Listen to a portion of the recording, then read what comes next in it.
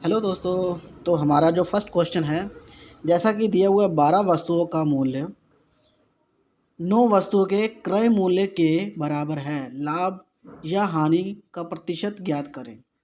तो दोस्तों इसमें क्या दिया हुआ है, 12 वस्तुओं का सेलिंग प्राइस, विक्रय को सेलिंग प्राइस कहा जाता है एंड क्रय को कॉस्ट प्राइस। ओके, तो 12 वस्तुओं के सेलिंग प्राइस की 9 वस्तुओं के क्रय मूल्य जो कॉस्ट प्राइस है बराबर है, तो लाभ हानि का प्रतिशत ज्ञात करें। तो दोस्तों जैसा कि अभी हमारे पास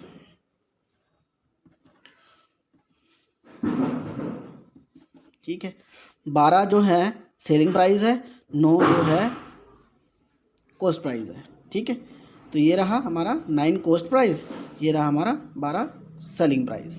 तो हमने यहाँ पे एक फार्मूला लगाना है, सीधा सा प्रतिशत निकालना है, हमने इक्वलिटी निकालना है, तो लाभ का प्रतिशत पता करना है। तो हमने क्या करना है, ठीक है, तो यहाँ पे सेलिंग प्राइस सेम रहा और ये इधर आके कॉस्ट प्राइस यहाँ पे आ गया, और सेम ये चीज़ क्या हो गया 9 क्या है कॉस्ट प्राइस, और ये जो हमारा सेलिंग प्राइस 12 आ गया। अब देखो हमें क्या पता है, अभी 12 रुपये की चीज़ हम 9 रुपये में दे रहे हैं, तो डेफिनेटली हमें पता लग रहा है कितने रुपए का, 3 रुपये का लॉस है।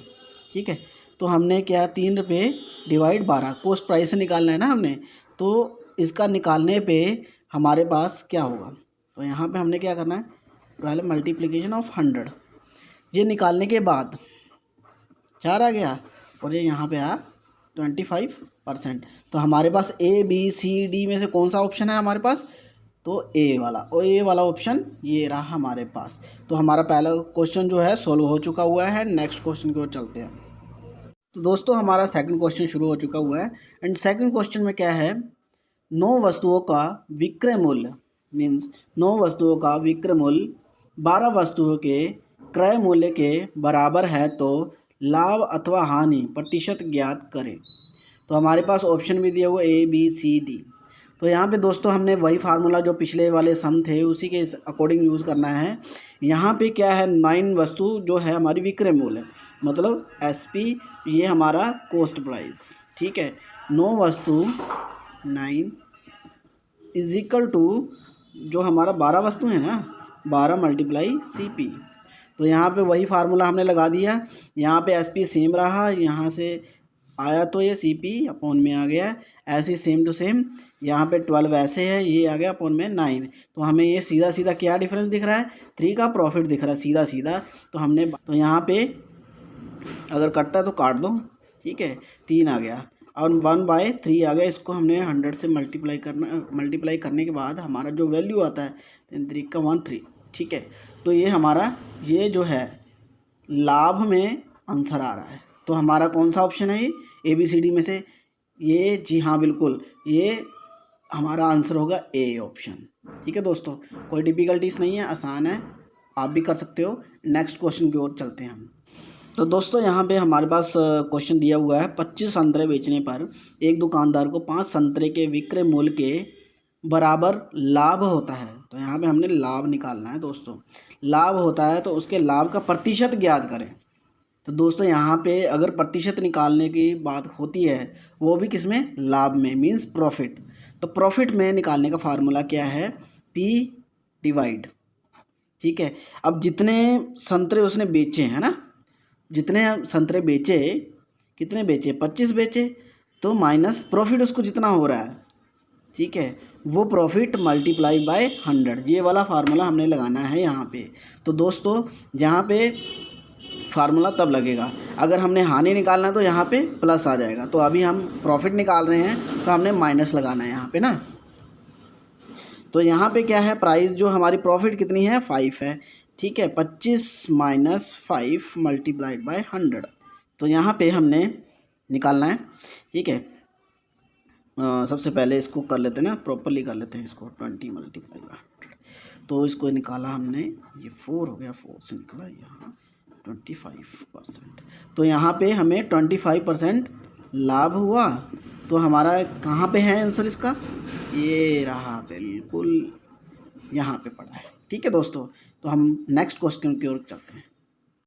तो दोस्तों हमारा फोर्थ क्वेश्चन है, संतरे बेचने पर एक दुकानदार को 5 संतरों के विक्रय मूल्य के बराबर हानि है। हानि प्रतिशत ज्ञात करें। तो हानि दोस्तों जैसे पिछले सम में था, उसमें माइनस किया हुआ था, वहाँ पे अब प्लस कर देना है। और यहाँ पे साइन हमने पी लगाया हुआ था, जैसे ये लगाया था ना हमने 25 plus minus P multiplied by 100। तो अब ये हमारा फार्मूला नहीं लगेगा, अब ये लगेगा लॉस। ठीक है, loss 25 plus loss multiplied by 100, ये हमारा हानि निकालने का फार्मूला है। तो हमने यहाँ पे अब फार्मूला इम्प्लीमेंट करना है। तो यहाँ पे हमारा जो हानि है 5 है, और जो संतरे बेचे गए हैं वो 25 संतरे डाल दिए हमने, और जितना हानि हुआ वो कर दिया यहाँ पे। ठीक है, इसको सिंप्लीफिकेशन कर लिया हमने, 30 आ गया मल्टीप्लाइड बाय 100। ठीक है दोस्तों, यहाँ पे निकाला 6, अब 6 का वहाँ पे 6 आ गया, ये निकला 4/6। ठीक है, इसको भी काट देते हैं 3। तो ये हमारा हुआ 16 का 2/3, ये हमारा हानि रेशो आ गया। ठीक है दोस्तों, तो यहाँ पे हमारे पास ABCD में से ऑप्शन में से कौन सा है हमारे पास? यस, आप बिल्कुल सही हो, यहाँ पे हमारा A आंसर है। ठीक है, तो दोस्तों ये हमारा आंसर है। एंड नेक्स्ट क्वेश्चन की ओर चलते हैं हम। तो दोस्तों हमारा जो नेक्स्ट क्वेश्चन है, एक दुकानदार 50% तथा 40% की 2 क्रमिक छूट देता है। ठीक है, समतुल्य वट्टा ज्ञात करें, कहने का मतलब टोटल डिस्काउंट निकालना है हमने यहाँ पे। ठीक है, टोटल डिस्काउंट कितना होगा? तो इसका फार्मूला क्या होगा दोस्तों? x + y + xy डिवाइड 100, ये वाला हमारा फार्मूला होगा। और यहाँ पे क्या है, ये छूट है, छूट हमेशा माइनस में होगा। ठीक है, पहला छूट क्या है 50% का, ठीक है, और दूसरा क्या है 40% का। ठीक है, माइनस माइनस प्लस हो गया, यहाँ पे हमारे पास 50 और 40 मल्टीप्लाई कर दिया यहाँ पे, और डिवाइड बाय 100। ठीक है, 0 से 0 काट देना है हमने, 5 चौके 20। ठीक है, माइनस माइनस कितना हुआ प्लस, ये कितना हुआ हमारा 70% माइनस में, तो ये हमारा कितना आया 70%, ये आंसर आया दोस्तों। बिल्कुल आसान है ना दोस्तों। तो नेक्स्ट क्वेश्चन की ओर हम चलते हैं दोस्तों। अपने 6th क्वेश्चन की ओर आ चुके हुए हैं। जैसा कि दिया हुआ है, एक दुकानदार 50, 40 और 20 की 3 क्रमिक छूट देता है, समतुल्य ज्ञात करें। तो दोस्तों यहाँ पे वही फार्मूला है जो 5th क्वेश्चन में था, बट यहाँ पे अब 3 इकट्ठे आ गए, तो हमने 3 का कैसे करना है? तो सिंपली पहले हमने 2 का निकाल लेना है, दोनों का जो निकलेगा उसको उसके साथ कर लेना है, तो हमारा टोटल डिस्काउंट आ जाएगा।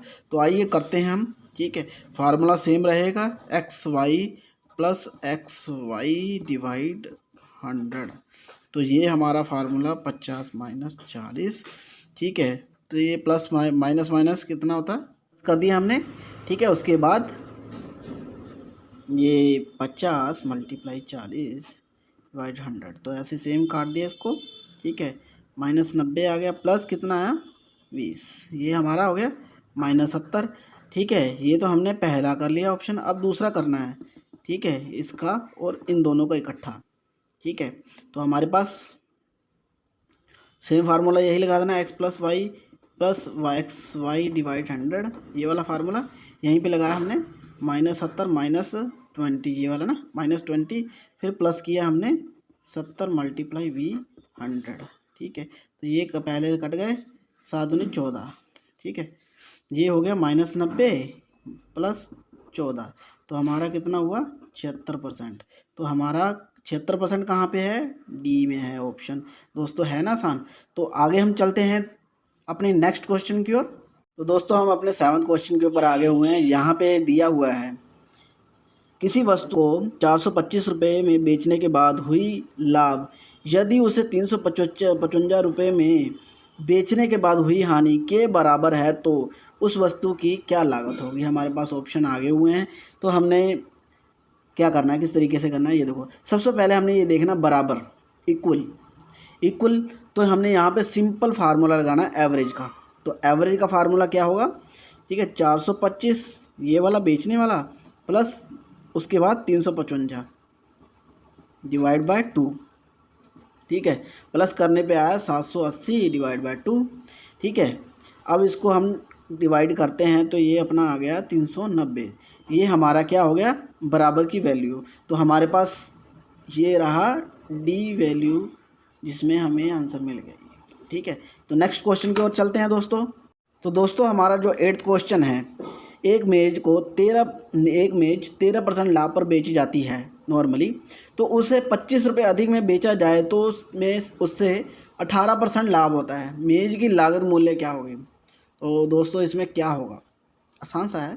सबसे पहले 13% और 18% में कितना डिस्टेंस है, 5% का डिस्टेंस है, ठीक है दोस्तों। 25 रुपये की अधिक मूल्य पे बेचा जाता है, तो हमने क्या करना है इसका 25 डिवाइड 5 मल्टीप्लाइड बाय 100, ठीक है दोस्तों। यहाँ निकाला 5 मल्टीप्लाई 100 से निकाला तो 500 इसकी लागत मूल्य है दोस्तों। तो दोस्तों हमें आपको पता लग गया होगा 8 सम कैसे करना है। तो दोस्तों बहुत ही आसान है, कोई डिफिकल्टीज नहीं है। हमारे साथ ऐसे ही जुड़े रहें एंड हमारे चैनल को सब्सक्राइब, लाइक, कमेंट करना ना भूलें। Thank you for watching, bye bye.